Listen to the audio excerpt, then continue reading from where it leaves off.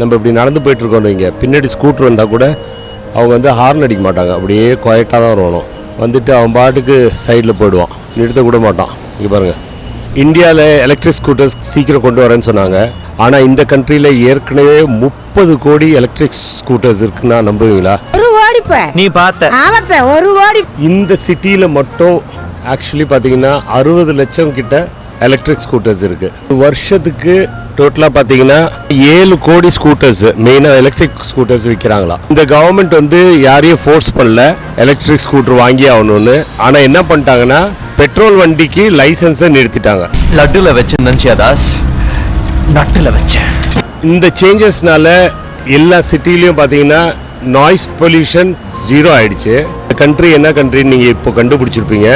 ஆமாங்க, சைனாவில் இருக்கேன். இந்த மாதிரி விஷயங்கள்லாம் பார்க்கும்போது பயங்கர சந்தோஷமாக இருக்குது. கார்ஸ் எலக்ட்ரிக்கு, பஸ் எலக்ட்ரிக்கு, எல்லாத்தையும் எலக்ட்ரிக் பண்ணிட்டாங்க. இதே மாதிரி இந்தியாவிலேயும் கூடிய சீக்கிரம் வந்துச்சுன்னா சூப்பராக இருக்கும். நம்ம ஊர்லேயும் வந்து ஒரு சுவாசிக்கிற காற்றே பெட்டராக இருக்கும். ஸோ நீங்கள் என்ன நினைக்கிறீங்க இதை பற்றி? கீழே கமெண்ட்டில் விடுங்க.